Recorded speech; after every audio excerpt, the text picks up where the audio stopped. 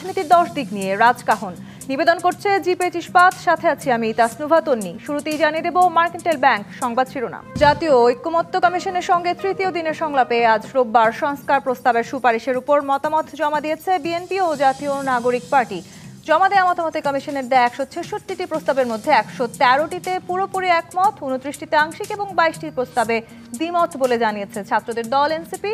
এর বাইরে নতুন এই রাজনৈতিক দল কিছু লিখিত মতামত জমা দিয়ে বলছে তারা আগে গণপরিষদ নির্বাচন চায়। শুধু তাই নয়, সম্পূর্ণ নতুন সংবিধান লেখার সুপারিশও করেছে তার দলটি।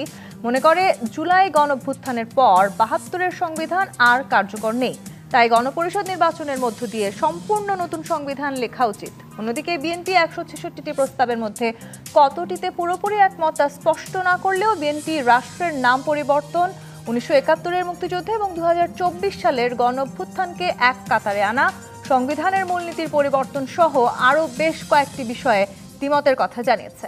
দ্বিমত আছে এনসিপির জমা দেওয়া গণপরিষদ নির্বাচন ও নতুন করে সংবিধান লেখার মতামত নিয়েও। দলটি বলছে বর্তমান সংবিধানের হয়তো গণতান্ত্রিক চরিত্র বিনষ্ট হয়েছে, তাই বলে নতুন সংবিধান নয়, বৃহত্তর ঐক্যমত্যের ভিত্তিতে সংবিধানের একটা ব্যাপক সংশোধনী আনা যেতে পারে। একইভাবে বলছে এখন সংসদ নির্বাচন করা উচিত, গণপরিষদ নির্বাচন নয়। বর্তমান প্রেক্ষাপটে আসলে এখন কোনটি উচিত আর কোনটি উচিত নয়, গণতন্ত্র রক্ষায় জাতীয় ঐক্যমত্য কমিশনের শুরু হওয়া এই সংলাপের মাধ্যমে কি আদৌ রাজনৈতিক দলগুলো ঐক্যমতে আসতে পারবে? এসব নিয়ে আলোচনায় আজ রাজখান স্টুডিওতে আছেন বিএনপির সাবেক সংসদ সদস্য অ্যাডভোকেট সৈয়দা আসিফা শরাফী পাপিয়া, আছেন জাতীয় নাগরিক পার্টির যুগ্ম আহ্বায়ক মনিরা শারমিন এবং আছেন সিপিবির সম্পাদক ডাক্তার সাজেদুল হক রুবেল। স্বাগত জানাচ্ছি আজকের আলোচনায় ডাক্তার সাজেদুল হক রুবেল। সংস্কার প্রস্তাব নিয়ে আসলে দীর্ঘদিন ধরে আমরা আলোচনা করছি এবং 5 আগস্টের পরবর্তী সময়টিতে বাংলাদেশের রাজনীতিতে একটি বিরাট সংস্কার প্রয়োজন, সেই জায়গাটিতে সবাই একমত হলেও ঠিক কোথায় কোথায় কিংবা কি কি কারণে সংস্কার প্রয়োজন সেটি নিয়ে কিন্তু আমরা ইতিমধ্যে রাজনৈতিক দলগুলোর মধ্যে এক ধরনের মতবিভেদ দেখতে পাচ্ছি। গণপরিষদ নির্বাচনকে ঘিরে যেমন আসলে মত পার্থক্য আছে, তেমনি সংবিধান বাতিল কিংবা একেবারে নতুন করে সংবিধান লেখা এই বিষয় নিয়েও দেখেছি মত পার্থক্য আছে। নতুন করে লেখার বিপক্ষে সিপিবি তারাও সেটিও জানিয়েছে। সবকিছু মিলিয়ে আসলে কি মনে করছেন এখন পর্যন্ত যেই দলগুলো এই সংস্কার প্রস্তাব জমা দিয়েছে তাদের মধ্যে কোনো ধরনের ঐক্য পৌঁছানোর সুযোগ কতটা দেখছেন? ধন্যবাদ এবং আপনার মাধ্যমে সবাইকে শুভেচ্ছা। প্রথম কথা হচ্ছে যে আগস্ট অভ্যুত্থানের মধ্য দিয়ে অনেকগুলো নতুন স্বপ্ন আমরা দেখতে শুরু করেছি বা শুরু করেছিলাম। তার মধ্যে সবচেয়ে গুরুত্বপূর্ণ জায়গাটা হচ্ছে যে একটা ব্যক্তিতান্ত্রিক স্বৈরাচার, একটা স্বৈরতন্ত্র থেকে আমরা এবার উঠে দাঁড়ায় আমরা যাত্রা শুরু করব একটা গণতান্ত্রিক বাংলাদেশের দিকে। এবং তার জন্য যে রাষ্ট্রের যে পচা গলা যে পরিস্থিতি এবং সেই পরিস্থিতি দীর্ঘদিন ধরে তৈরি হয়েছে এবং সেটা পরিবর্তন দরকার, সেটা একটা আমূল পরিবর্তন দরকার, সংস্কার দরকার। এবং এই সংস্কারের প্রশ্নটি আমার মনে হয় যে বদল দরকার, পরিবর্তন দরকার।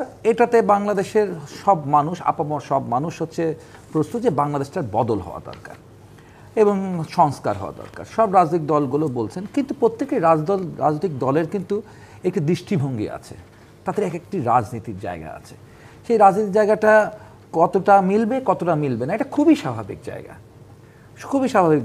আমাদের পার্টি, বাংলাদেশের কমিউনিস্ট পার্টি সিপিবি, আমাদের বক্তব্য হচ্ছে যে আমরা তো হচ্ছে সেই 93 থেকে, আমরা সেই 90 দশকের মাঝপথ থেকে বলতেছি যে বাংলাদেশে একটা বিপ্লবী গণতান্ত্রিক পরিবর্তন প্রয়োজন।